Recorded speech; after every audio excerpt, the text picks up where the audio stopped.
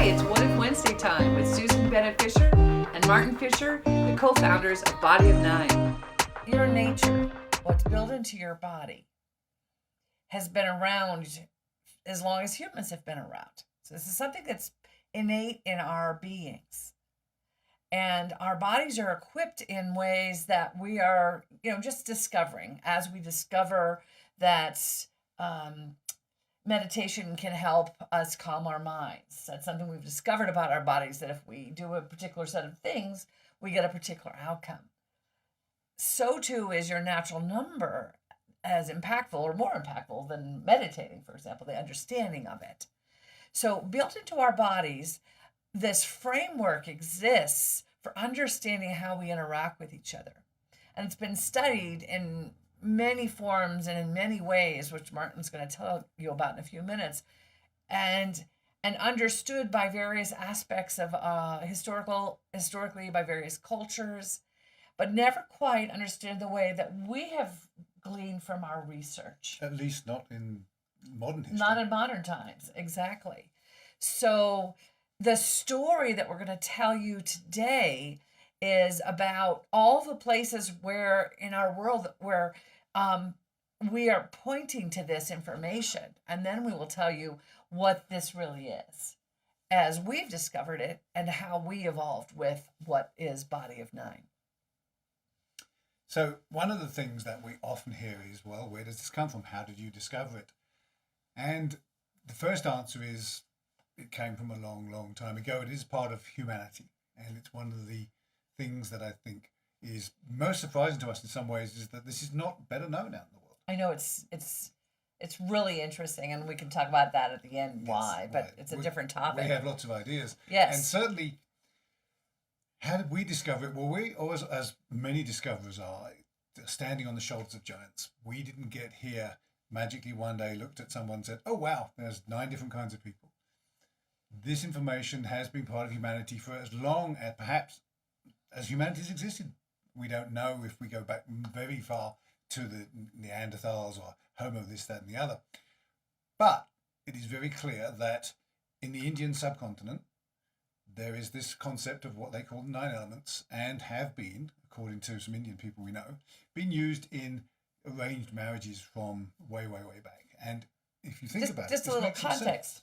Mark's going to tell you now about all the different places where these some knowledge is pointing to some understanding, yes. Right? So the first he's mentioning is the Indian subcontinent. So we're going back in time, going back as far as we can to figure out how long has this been known, because as we've said, this is a truth about humanity. Surely in the year 2000, this is not the first time that humanity suddenly noticed that there's 9 physiologically different kinds of people. It can't possibly be true. And as far as we can tell, it isn't. So going back as far as you can, the Indian subcontinent has known about this for a long, long time. And of course, one of the oldest sets of civilizations, the Chinese, have known about this, I believe, also since very, very early days.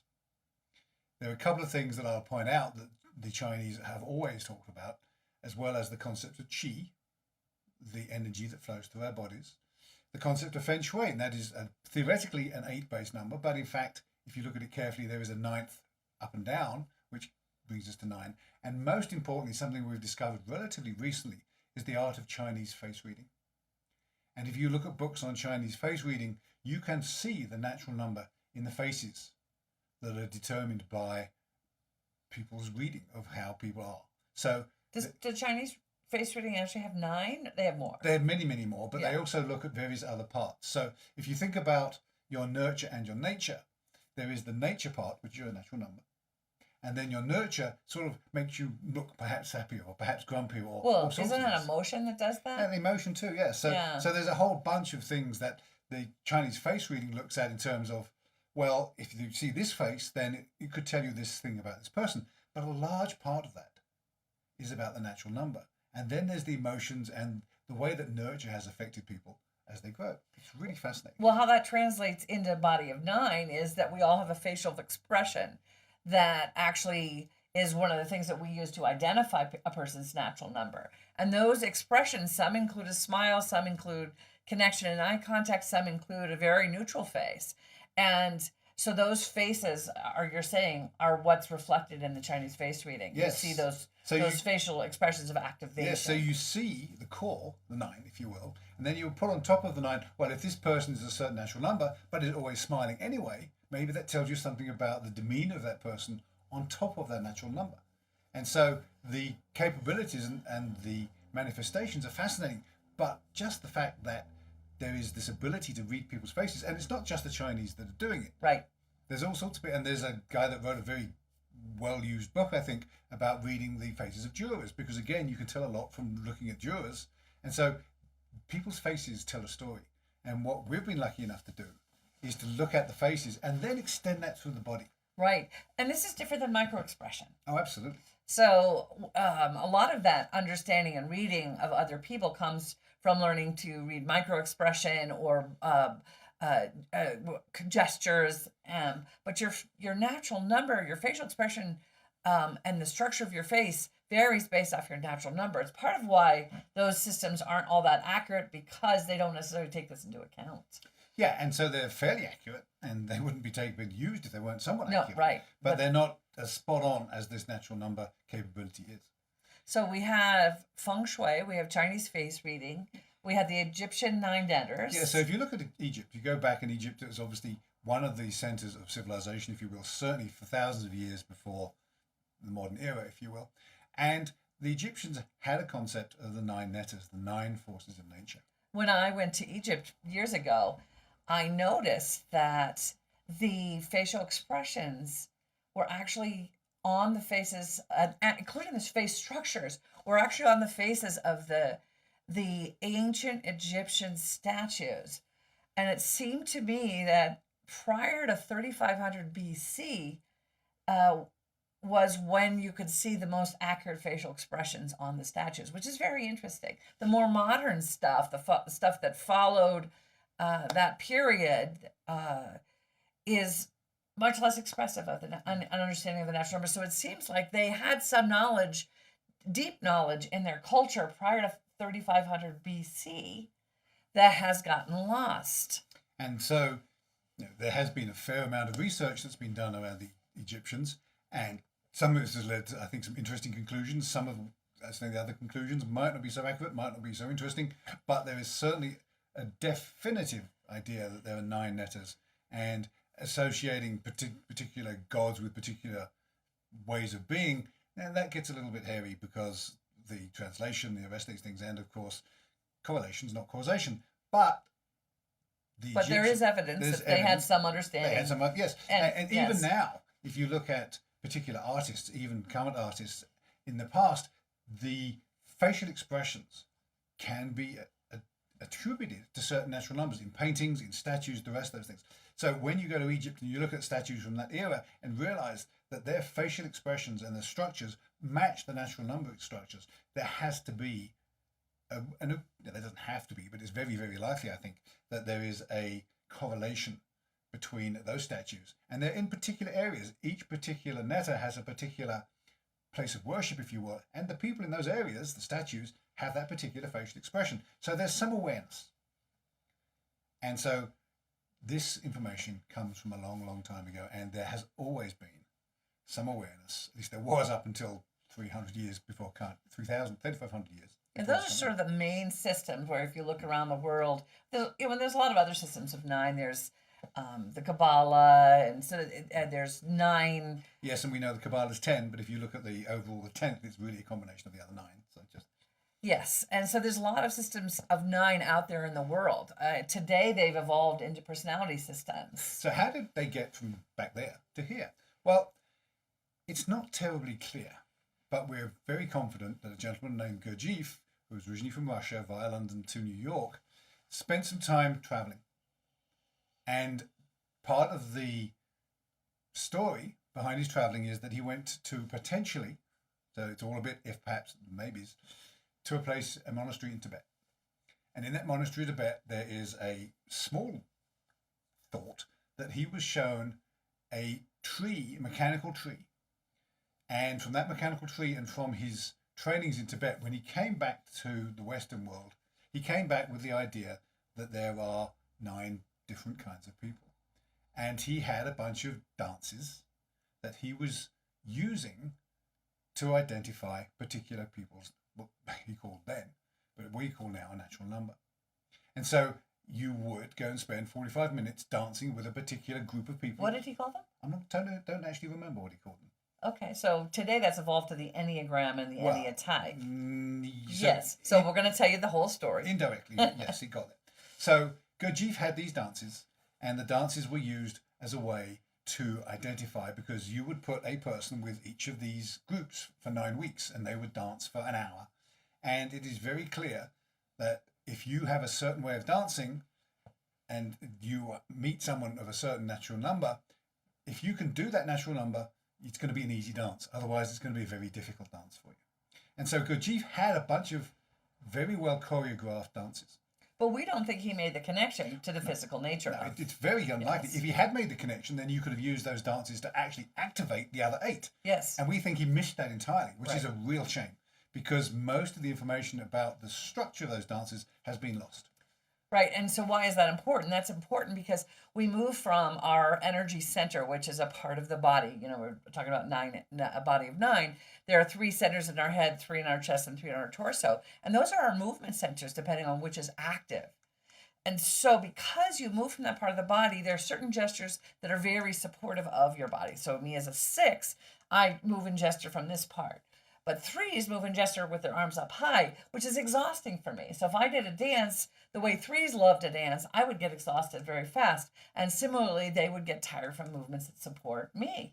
So the dances could have been mechanisms for understanding people's natural numbers, but we don't think that he ever did that. No. They definitely understood that there was some aspect of 9 ways of showing up personality-wise. So Gurdjieff worked with, he had a body of students, and he was very secretive, which is part of what makes it so difficult to really understand what actually was happening. If a person who was there tunes in, please call us and let's talk, because we don't want to repeat things that aren't true. But this is what we've been able to kind of glean from the little bit of information that's out there. Is he had a community, and he was teaching people about 9 personalities at some level, and he somehow got involved in teaching a whole bunch of therapists. Psychiatrists. Psychiatrists. Some people trained in Observation. and classifying particular things. Yes, and particularly classifying phobias and problems, and focus on things that are actually wrong with us, not necessarily right. And it's a great step, because once you get to the place where you can look at somebody and say, well, based on what we know about how to put people into buckets, then we can match the stereotypical people with their buckets. And that, I think, is how we got to the Enneagram, because it is very much about what are the phobias and what is it that, and there were various ways that they describe this. If you look at some of the authors, like, well, what happened when you get removed from source, for example, or how do you deal with certain crises, or what is it that you do when you move from one state to another. And if you look at the Enneagram, they have a wonderful diagram, and one of the comments was, you show me this diagram and I can tell you anyone's behavior under any situation, because the theory being that you go from one particular Enneatype to start behaving like another particular Enneatype. But the important thing here is that Enneagram actually reflects nurture. Yes. So how do we develop over time? It doesn't actually tell you about your nature. So it tells you about how your nurture impacted how you've learned to behave and develop, and your belief systems. So that's what the Enneagram is actually very, very good at. Very good at, yes. So it's like, what did I do to learn to cope because I wasn't supported in my environment? Because natural number is not understood, the physiology of our bodies is not understood in this way, the best we can do is classify people, ask them questions, and then put them in classifications based on how they answer. So it's all about your nurture and not about your nature. It's about what you believe about yourself, not what is actually necessarily true. And so another tip of information here is that there's a lot of esoteric schools that are very, very secretive. And Rosencrantzian, there's hundreds of them. And so... Rosicrucian. Thank you. Yeah. Close, I was thinking more Shakespeare. But Rosencrantz and Guildenstern, woo! Quick social comment. So one of the things that I do, I read a lot, and reading the old books are very interesting because there's a lot of wisdom and a lot of things that never actually get onto the internet, as it turns out. One of the books I was reading a while ago was written by an 18th century guy talking about some of the things that he'd learned about human nature.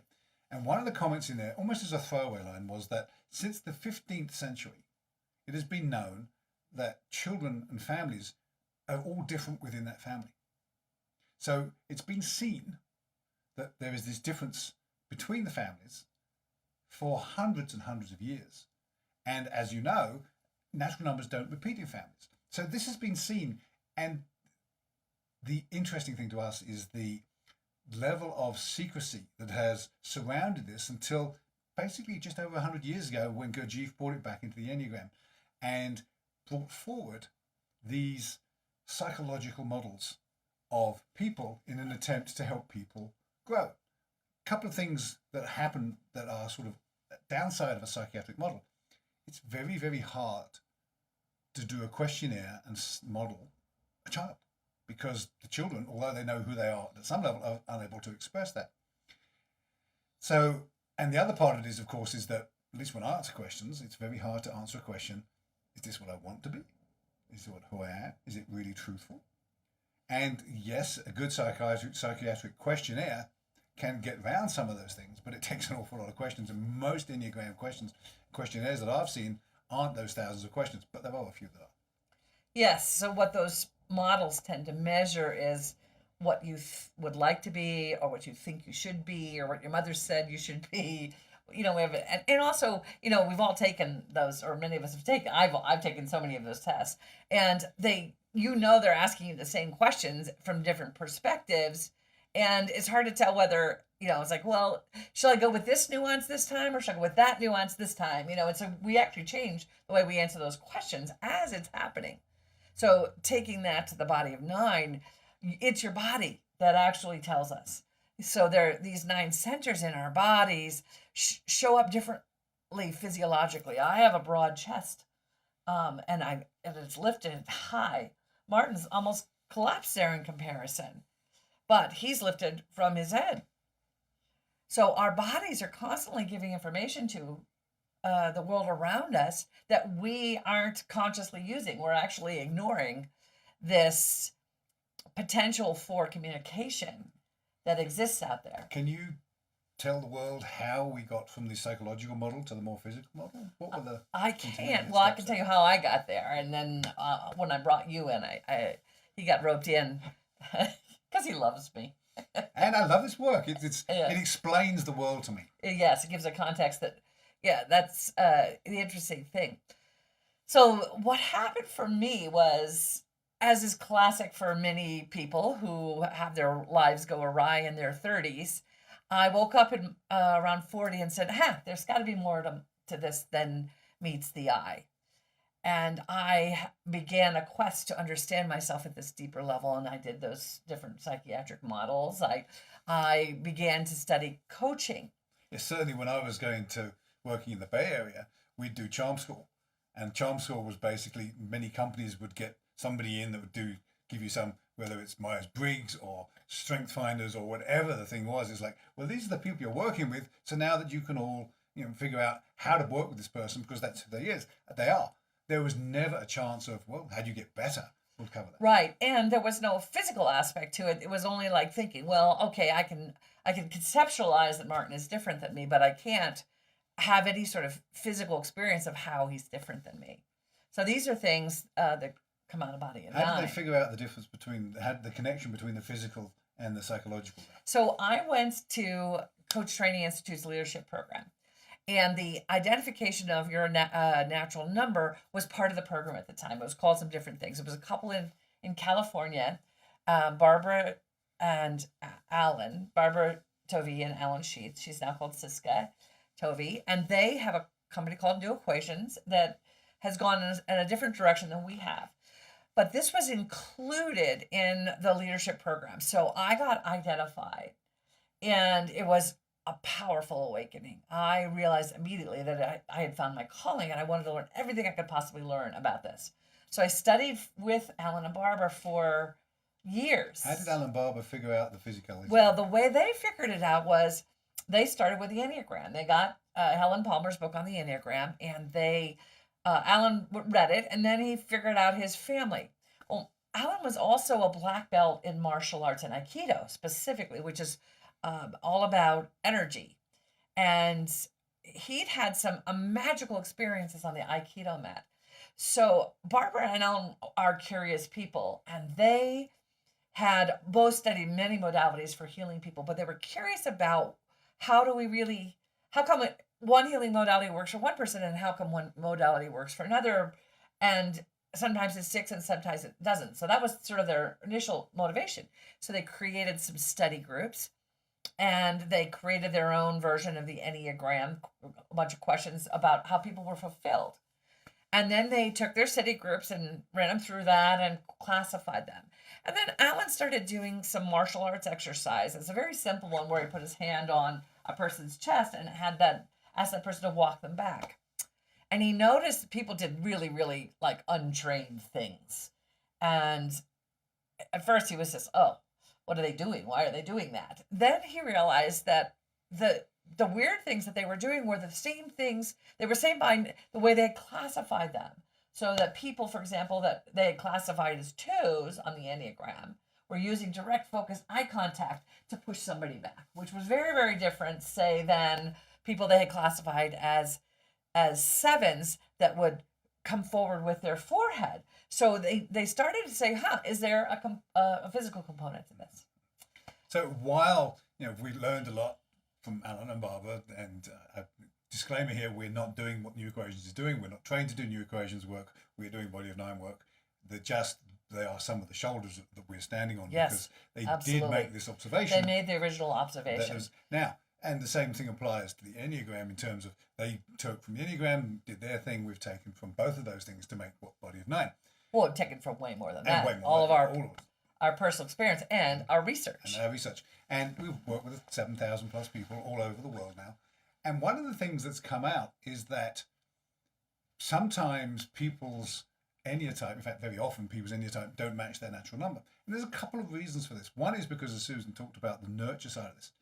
The other thing is that it's not completely clear that everybody that had their enneatype identified in the beginning was actually correctly identified by their body. And so if you've ever wondered, well, why are there so many confusing parts about the Enneagram? Why is it sometimes I don't resonate with part of it or all of it? It could be because the Enneagram's not exactly on a solid ground as any of us would like. And I'm sure, they're mostly right, but there is a non-zero chance that they got some people wrong from the original team. Right. And wrong's not the right phrase. Right. They identified people that their bodies don't match their enneatype. Right. And that's kind of a concern. If you are following the Enneagram, and it's very, very powerful, and many, many hundreds, thousands of people have benefited from the Enneagram. It's a great system, but there's a non-zero chance that some of the original founders were misidentified by their body. And so vis-a-vis their natural number. Vis-a-vis their natural number. So, the Enneatype's absolutely right, so I'm sure. What that means is the Enneagram doesn't reflect the nature as purely as Body of Nine does.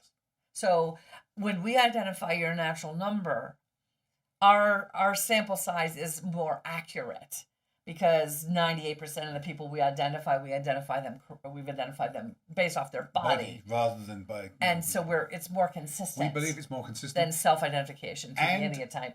We basically listen to what people tell us about their natural number. Right. So in our research, so what happened? Let me go back to so it was this powerful experience that Alan and Barbara had to recognize the physicality. Very, very important. And so they studied that for the 9 years that I was working with them. We all studied it together in community of what's the physical manifestations. And in 2012, Martin and I went to Burning Man. And at Burning Man, we offered this as our gift. And it was great because people at Burning Man really want to know and have new experiences. Right. And we started out by saying, learn your superpower. And everybody loved it because they wanted to learn what was the superpower. Now, the problem with the word superpower is that it doesn't mean that I can fly. It doesn't mean that I can spark fire from my fingertips. Well, maybe. Probably. But it's a very badly misused phrase, although it still resonates with a lot of people. Absolutely. Because this really is your superpower. It's like what comes naturally, what your body does. What is your personal magic? And part of our excitement with this is not just being able to honor everybody we meet and have everybody be able to connect to that deep part of themselves, but to let their inner magic out. So we went to Burning Man and identified 50 people the first year. We realized that festivals were a wonderful research ground. So we went to as many as we could for the next 8-9 years. Yeah. And we worked with over 7,000 people from around the world, because they're also international hotbeds. People come from all over the world to go to Burning Man, and those people came to our tent. And they also don't wear a lot of clothes, so you get to see the body. The specificity. We would identify over 100 people a day. And eventually you start to notice micro movement that reflects the natural number. You start to notice how every natural number 4 stands in front of you and what they do. The muscle hold in the face. It becomes incredibly obvious if you see that many people in that amount of time. And also looking at hundreds of thousands of faces. Right. And then Martin talked to everybody that we worked with. I worked with everybody physically. We have a physical process to identify your natural number, but we can also do it through observation. So when we do it physically, your body responds to one of 9 postures. When we do it on Zoom, as we do today, we look at your movement and your facial expressions and your energy, which we also did as part of the physical, because we don't have the opportunity to test using the posture. But we may put you in that posture when we identify your natural number on Zoom. The point being that this is physical, and it was through this amazing opportunity for research that we had to work with so many people over such a concentrated period of time that our research came so alive in terms of our understanding. And what we use is community sourced. The words we say are community sourced. They're not anything particular except the community source. It's almost... What he means by that is Martin had conversations with 7,000 people. And from that distilled what was true about each of those natural numbers. What's the language that they use? What do those words mean? How are they expressed? And how do they describe themselves? And focus groups. We had focus groups. And even to this day, we're always testing. Always testing. And when we learn something new, as we did last week with some people we were working with, we test that. And if it makes sense and connects to that particular natural number, then we adjust what we say. So everything we learn from you, we pass down. And it's evolutionary, It's constantly very evolutionary. Constantly evolving. But there, the core has been the same for the core truth is that there are 9. There are 9 centers in our body, 3 in the head, 3 in the chest, 3 in the torso. 1 is born active, and it shapes your experience of life. Yeah, we are observers. We observe and pass on what we know, and we have no ownership of the fact that there are 9 physiologically different kinds of people. Our job is getting this information out and helping as many of you experience your natural number as possible. Yes, and we're offering a referral code. So if you join our mailing list and you get identified, you can refer your friends. There'll be a discount associated with that. If you can't afford to get identified, contact us. We have Scholarship funds, and we truly believe that this information is for all of humanity. It's been part of our knowledge, but this clarity around it has the possibility to open up new understandings for us as human beings and relationships. Yes, the reason we're doing things the way we are now is because we need to be able to keep going, to expand, to touch as many people as we can, and that doesn't happen, unfortunately, without funding. And without your help. Yes, the more you can help in any way, shape or form, the better, and the more that we can get this word out. And if anyone wants to talk about the past and has any awareness of things in history and how the 9 turned up in history. Right, or any data we don't know. Martin is constantly gathering new information. Yeah, there's so much of the past that helps inform us, but that's pretty much all we need. We don't need to know and be based on what the past is saying. It's very much about helping us inform us go forward. But for the past... Did it stop? No, it's still going. Oh. And so it's just a question of... we ask for your help so that if you're willing and able, we would love to hear from you. Yeah. So that's a little bit about the history and how we got to today We moved to Bozeman 5 years ago and We love it. love it, and have been exploring that work here in person, as well as taking the opportunity to write. We have 2 books that we've written, and those are available on Amazon. Well, one is available right now, one will soon be available. Our beginner's guide we'll be introducing. And yeah, take care.